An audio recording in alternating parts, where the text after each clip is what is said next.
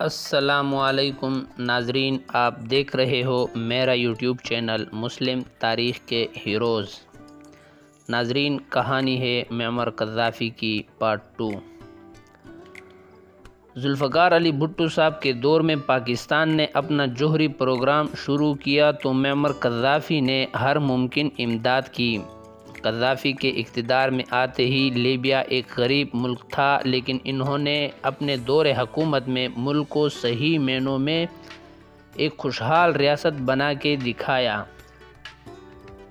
Gaddafi نے Libya کے ہر شہری کو بجلی، تعلیم اور علاج کی سہولیات مفت میسر تھی، بنا سود کے قرض دیا جاتا تھا، اور ہر نئے شادی شدہ جوڑے کو نیا گھر بنانے کے لیے $50,000 مفت دیے جاتے تھے۔ شراب اور جوئے خانوں پر پابندی تھی۔ ہر شہری کو اپنی گاڑی خریدنے کے لیے حکومت 50% سبسڈی فراہم کرتی تھی۔ پٹرول کی قیمت $0.14 امریکی فی لیٹر تھی۔ کسانوں کو زمین سے لے کر زرعی آلات، بیج اور کھاد وغیرہ تک مفت فراہم کی جاتی۔ ہر بچے کی پیدائش پر ماں کو $15,000 امریکی یعنی 11 لاکھ روپے پاکستانی مفت دیے جاتے تھے۔ بے روزگار نوجوانوں کے لیے حکومت کے وظیفہ مقرر کیا تھا۔ تب لیبیا کی شرح خواندگی 85% تھی۔ لیبیا پر کوئی بیرونی قرض نہیں تھا اور اس کے اثاثہ جات کی مالیت $150 ارب سے زیادہ تھی۔ کرنل قذافی کہا کرتے تھے، "There is no state with democracy except Libya on the full planet" کہ پوری کرۂ ارض پر لیبیا کے علاوہ جمہوریت والی کوئی ریاست نہیں ہے۔ قذافی کی سب سے بڑی خوبی یہ تھی کہ اس نے امریکہ اور یورپ کے سامنے سر تسلیم خم کرنے اور ان کے نظام کو اپنانے کے بجائے اپنا نظام مرتب کیا۔ انہوں نے جوہری ہتھیار بنانے کی بھی پہل کی، جس کی پاداش میں مغرب نے لیبیا پر پابندی عائد کر دی۔ 2003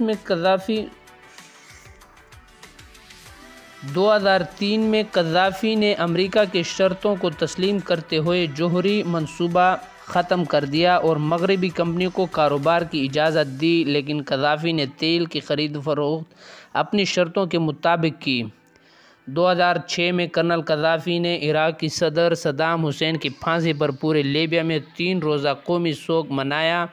امریکی مصنف بریڈ پوپ نے اپنے ایک آرٹیکل میں لکھا تھا کہ ہیلری کلنٹن کی لیک ہونے والی ای میل سے واضح ہوتا ہے کہ لیبیا میں نیٹو کی مداخلت کی بڑی وجہ کرنل قذافی کا سونے کی بنیاد پر ڈیزائن کردہ کرنسی پلان تھا، جس سے امریکی ڈالر اور یورو کو شدید نقصان کا خدشہ تھا۔ امریکہ نے بھی کرنل قذافی کو دہشت گردوں کا فائنانسر کہا تو کبھی اسے افریقی کا نام دیا گیا۔ اب یہ طے تھا کہ لیبیا کا حشر بھی عراق اور صدام حسین سے مختلف نہیں ہوگا۔ لیبیا میں امریکہ نے اپنی فوجیں اتار دیں اور پھر 17 اکتوبر 2011 کے روز کرنل قذافی امریکہ کے لیے کام کرنے والے باغیوں کے ہتھے چڑھ گئے، بغیر کسی جہاں پھر انہیں اذیتیں دے دے کر قتل کر دیا گیا۔ جس وقت لیبیا کے سابق صدر محمد قذافی کو قتل کیا گیا، اس وقت یہ اپنے ہم وطنوں سے یہ سوال پوچھ رہے تھے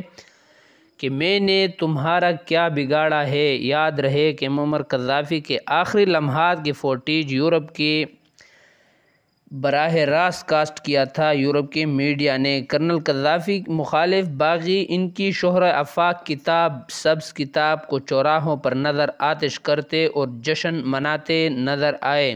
قذافی کو لیبیا کے صحراؤں میں کسی نامعلوم مقام پر سپرد خاک کیا گیا اور آج تک ان کی قبر کا کسی کو علم نہیں۔ قذافی افریقہ کے ایک غریب ملک کا مالک تھا، تاہم جب وہ مارا گیا تو لیبیا اس وقت بلا شک و شبہ افریقہ کا سب سے زیادہ خوشحال ملک تھا۔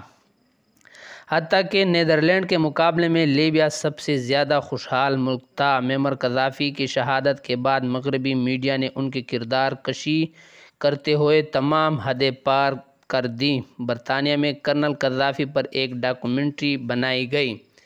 ناظرین، آج کی ویڈیو یہاں تک کافی، امید ہے آپ لوگوں کو پسند آئی ہوگی۔ آپ سے گزارش ہے کہ مسلم تاریخ کے ہیروز چینل کو سبسکرائب کریں۔ شکریہ بہت۔